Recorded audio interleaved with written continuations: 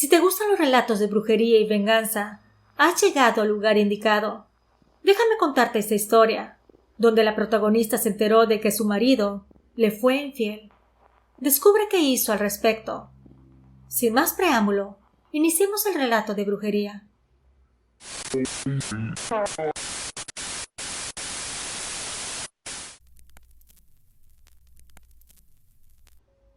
Siempre pensé que mi marido era un hombre bueno. Lo conocí un jueves por la tarde, cuando llegó a dejar el pedido de refrescos a la tiendita que atendía frente a mi casa. Era repartidor de una compañía conocida. Llevaba el uniforme rojo con el logo en el pecho, el rostro cubierto de sudor y una sonrisa divina, de esas que parecían sinceras. Se llamaba Lorenzo.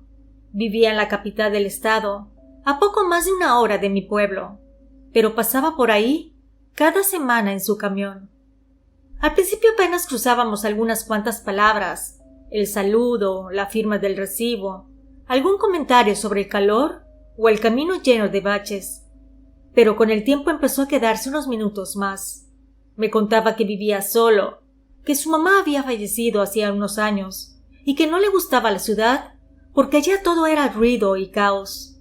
Yo lo escuchaba mientras acomodaba las botellas y sin darme cuenta, empecé a esperarlo cada jueves. Pasaron los meses y un día me dejó una nota doblada adentro del recibo.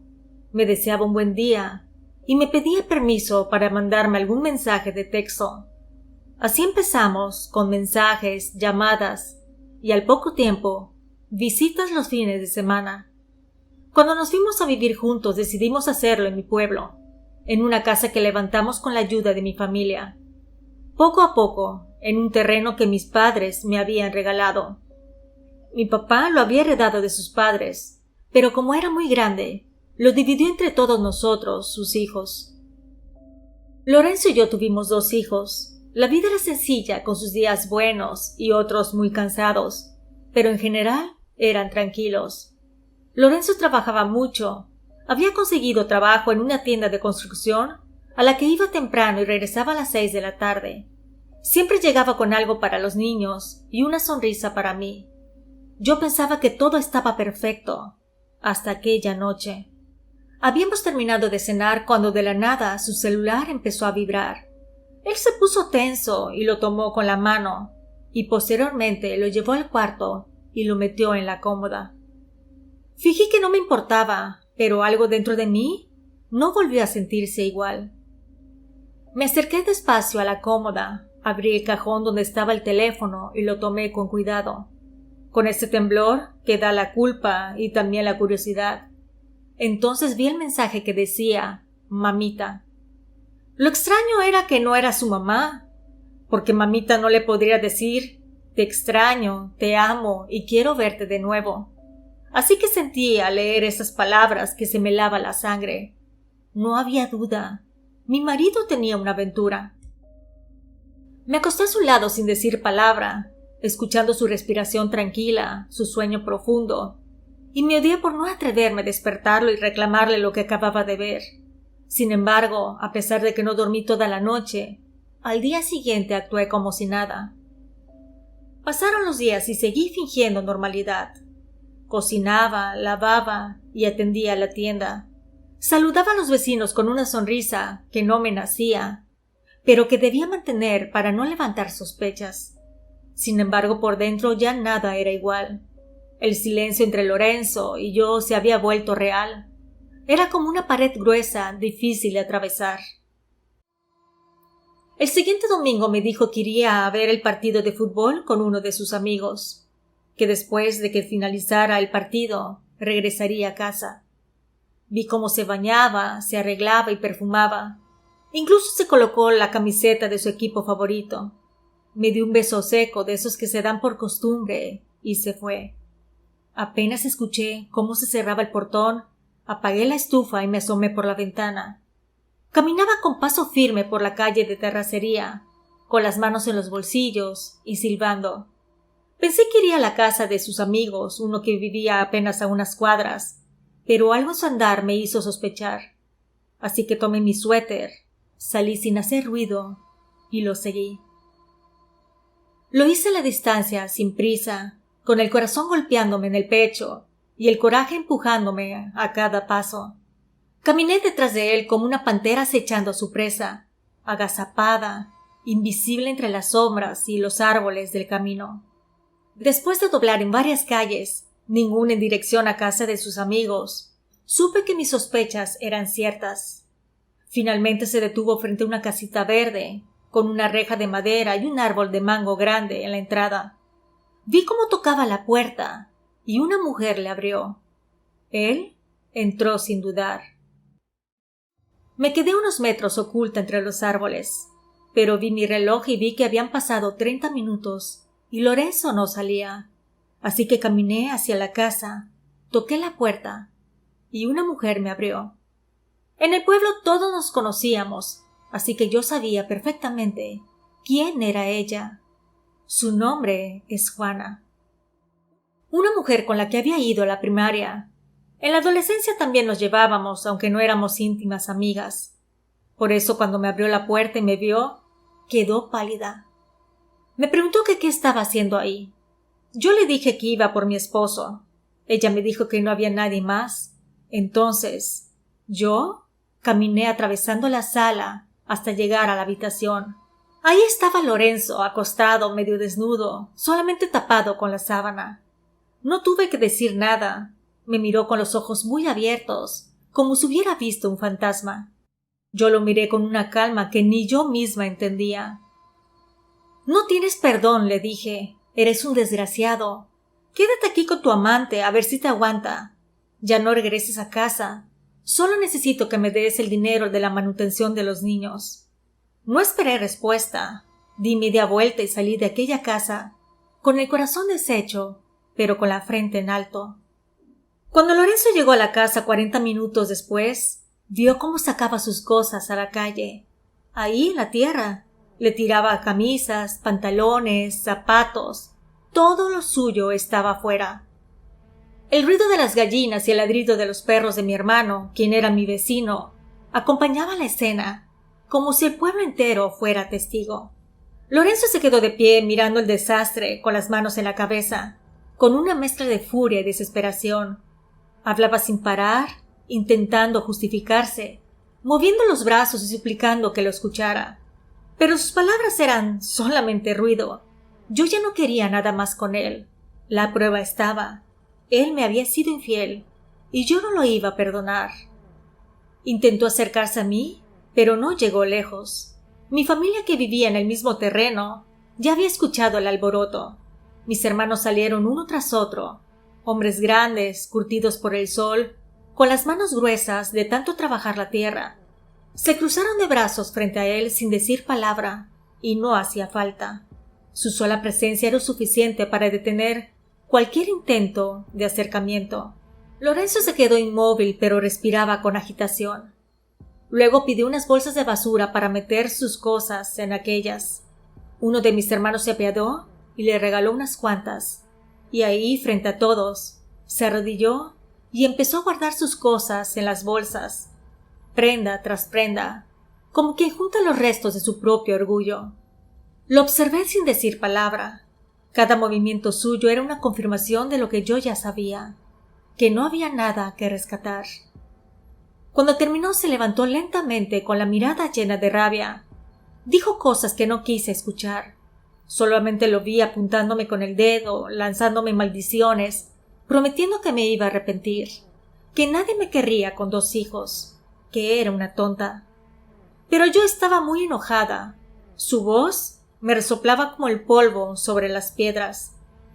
Lo único que le dije era que si alguien se debía de lamentar, era él, porque mujeres como Juana solo se enamoran para sentir la emoción del rato, que no lo conocía en realidad, que no sabía cómo era como pareja, pero que lo conocería muy pronto, porque aquí ya no tenía cabida, y así sin más, le cerré la puerta. Esa noche por primera vez en mucho tiempo sentí alivio. Un silencio distinto se instaló en mi hogar. Me acosté junto con mis hijos de 4 y 2 años. Dormían tranquilos, ajenos al huracán que había pasado por nuestras vidas. Los miré con ternura, sus rostros reflejaban paz, esa que tanto había buscado.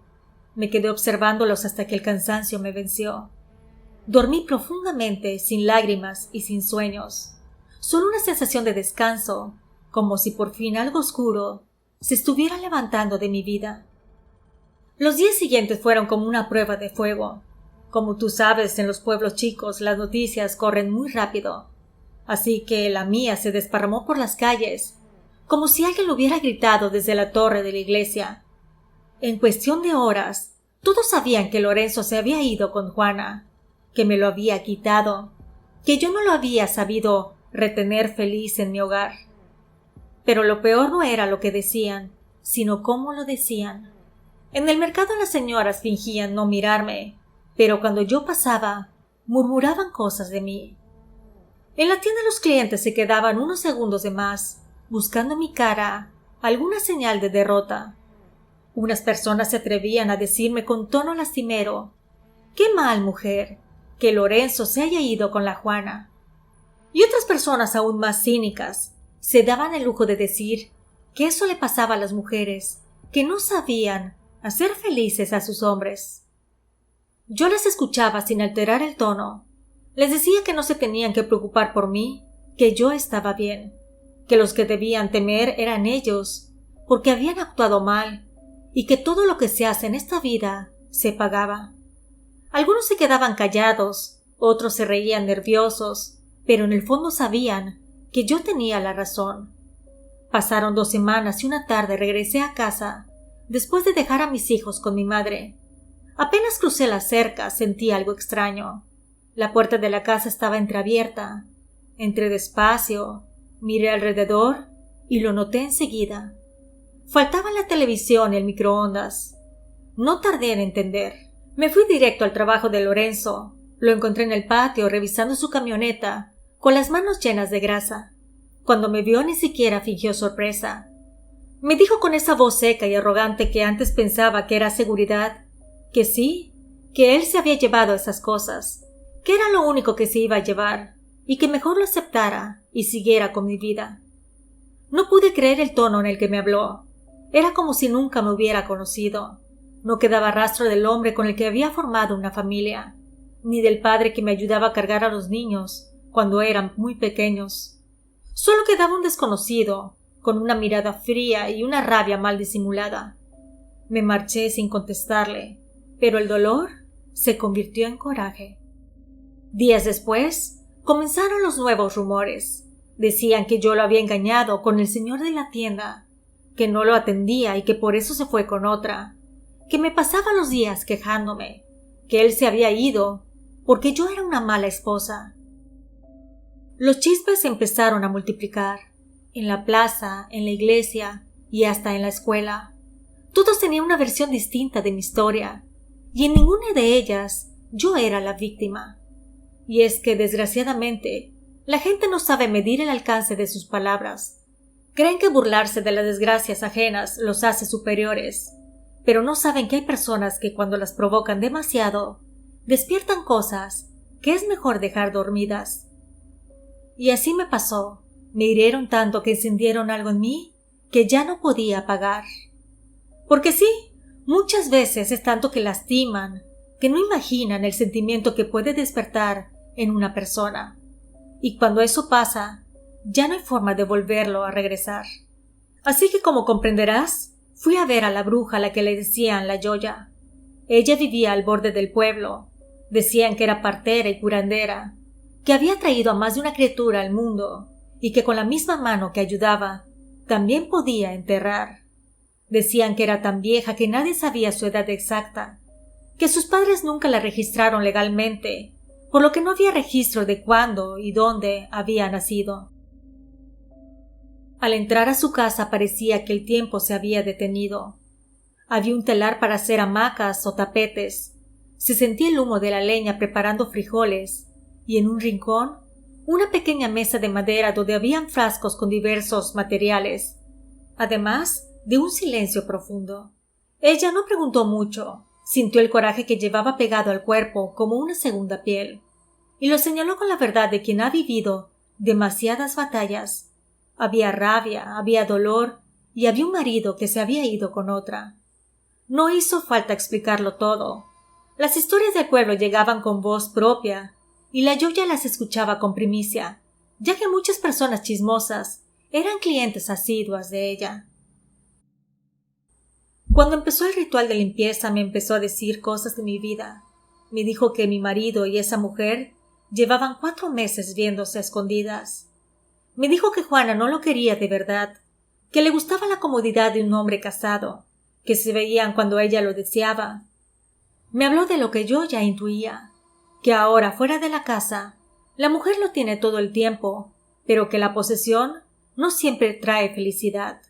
Cuando mencioné que quería vengarme de mi marido, la Yoya me dijo que podía ayudarme, que conocía trabajos eficientes para cada cosa que uno necesitara, pero puso condiciones, las cuales yo acepté con una mezcla de vergüenza y una extraña satisfacción que me calentaba el pecho como un fósforo encendido. Preguntó por mi estado civil, y al decirle que nunca nos casamos formalmente, que solo habíamos decidido vivir juntos, dijo que eso facilitaba las cosas. Me pidió algo de él, algo personal, y una fotografía de ambos juntos. Yo no tenía nada suyo a mano. Lo había sacado de la casa y arrojado al patio, como quien tira fruta podrida. Pero recordé que una de las cestas del baño tenía su rastrillo, peine y artículos personales. Ella me pidió que le entregara el cepillo de dientes. Yo le dije que ese sí no se lo podía entregar, porque se lo di a Lorenzo en la mano. Es que antes, para vengarme, lo metí a la taza del inodoro. No me llena de orgullo lo que hice, pero me sentí reconfortada, pensando que se lavaría los dientes y luego besaría a la Juana. La Yoya rió con una carcajada que le salía del corazón y me dijo: «Ay, niña, qué ocurrencias». Así que, querida familia, si alguien te entrega un cepillo de dientes, no lo uses, porque ya sabes qué puede pasarte. Le dije que iría a la casa a buscar algo y que regresaría lo más pronto. Fui deprisa y entré a la casa. Revisé la cesta y había un peine de Lorenzo. Volví con la Yoya como a los 40 minutos, llevando el peine en una bolsa de plástico y unos 500 pesos que era todo el efectivo que me quedaba. Ella tomó el dinero y dijo que eso serviría para comprar veladoras, una gallina negra y otros elementos esenciales, que el trabajo lo realizaría esa misma noche. Entonces le pedí que me ayudara a vengarme de la Juana por haberse metido en nuestra relación. La Yoya me dijo que no hacía falta que me ensuciara las manos con ella, que el ritual que ella prepararía estaba pensado para que ambos padecieran, que la comodidad que Juana había encontrado se volviera incómoda, que la presencia de Lorenzo se convirtiera en una cadena y que así vivirían durante muchos años, unidos el uno al otro por haber obrado mal. Antes de irme me pidió que rompiera la fotografía de Lorenzo y mía como pareja y que se le dejara en la mesa de madera. Así lo hice. Salí con la sensación de felicidad y de que tendría mi justicia. Pasaron 1, 2 y 3 meses, en los que la vida transcurrió con su rutina. La tienda, los niños, la gente parloteando como un viejo molino que nunca paraba. Creí que nada había pasado, que la Yoya había tejido su hechizo con un aire que no tocaba la realidad. No obstante, al 4.º mes, llegó el rumor. Decían que Lorenzo había ido con Juana a la feria del pueblo vecino, que subió el toro mecánico alcoholizado y que en un instante, entre el griterío y las risas, Lorenzo había perdido el equilibrio. Se cayó del toro mecánico y se golpeó la espalda fuertemente. Quedó delicado, con la columna resentida y el cuerpo doblegado de dolor. Una parte de mí tuvo una reacción que me sorprendió. Sentí una especie de alivio y casi gratitud. Si no le pude arrancar un bofetón a Lorenzo con mis propias manos, la vida había encontrado otra manera de equilibrar la balanza. A los 3 días vino la madre de Lorenzo a verme. Dijo que su hijo estaba delicado, que necesitaba cuidados, que la Juana estaba embarazada y que no podía hacer esfuerzo. Afirmó también que aquella mujer no servía para nada, que se pasaba todo el día viendo el celular y que ella, con su edad avanzada, no podía con todo. Por un instante titubeé. Pero luego me acordé de las noches en vela, de los platos fríos, de los billetes que faltaban. Recordé cómo, mientras él se marchaba a vivir la vida loca con esa mujer, las deudas seguían ahí y sus hijos estaban desamparados. Respondí con firmeza que su hijo y yo ya no éramos pareja, que él me había engañado y que se arreglara con la Juana, que era su mujer. Incluso le pedí que le dijera a su hijo, sin importar su situación, que sus hijos necesitaban dinero para comer, que tenía 3 meses de atraso y que esperara me depositara, aunque sea una parte de la manutención. La madre me miró con esos ojos que mezclaban súplica y resignación. Yo sabía lo que buscaba, mi lástima. Pero no quedaba nada de eso en mí. A esas alturas, yo ya había aprendido mi lección. Así que solo la miré y sin un gesto de compasión, le cerré la puerta. Con el paso de los días me fueron a ver varias personas en la casa, desde vecinos, amigos de Lorenzo y familiares, diciendo siempre el mismo discurso, que él me necesitaba, que no sea dura, que pensara en los años que vivimos juntos. Pero yo ya no era la misma persona. Él me había engañado y era su castigo. Esa mujer que temblaba cuando lo veía llegar con su sonrisa falsa o su mal carácter, ya se había ido. Les dije que no, que lo dejaran a él con sus decisiones y a mí con mi paz. Han pasado 15 años desde aquel día. Hoy puedo decirlo sin miedo y sin rencor. Me casé con un buen hombre, mayor que yo, que tomó a mis hijos como suyos, sin reproches. Con él aprendí que la estabilidad no necesita fuegos artificiales, solo lealtad y respeto. De Lorenzo supe que quedó en silla de ruedas. Aquel accidente en la feria no fue pasajero. Su columna se dañó permanentemente. Juana perdió el bebé que estaban esperando al 4º mes de embarazo. Y desde entonces la vida los unió. Pero no por amor, sino por castigo. Él no volvió a tener hijos y ella, dicen las lenguas, tiene amantes por doquier. Pero él se aguanta, porque depende de ella para casi todo. La ironía más grande es que aunque ella lo atiende, lo hace de mala manera, lo humilla, le grita, lo deja solo. Su madre, aquella que vino un día a tocar a mi puerta, terminó lavándose las manos, diciendo que ella era una mujer grande y que estaba cansada de tanto trabajar, que no podía con esa responsabilidad. Actualmente tiene 79 años y vive lejos, en la casa de una de sus sobrinas. Nunca más volvió a mencionar a su hijo. Al parecer la brujería de venganza de doña Yoya sí funcionó, porque Lorenzo y Juana siguen juntos. Él atrapado en su silla de ruedas sin poder trabajar, y ella trabajando pero viviendo muchas infidelidades. Y es así como viven atados el uno al otro por el peso de sus decisiones. Él sin poder alejarse y ella sin poder amar, ambos pagando día tras día el precio de lo que me hicieron. Si te ha gustado este relato, te invito a suscribirte y compartirlo. Si me escuchas por YouTube, regálame tu like y hypea el video. Y si me escuchas desde Spotify, suscríbete y califícame con 5 estrellas. Nos vemos en el próximo episodio y te recuerdo que aquí la brujería existe y yo te la cuento.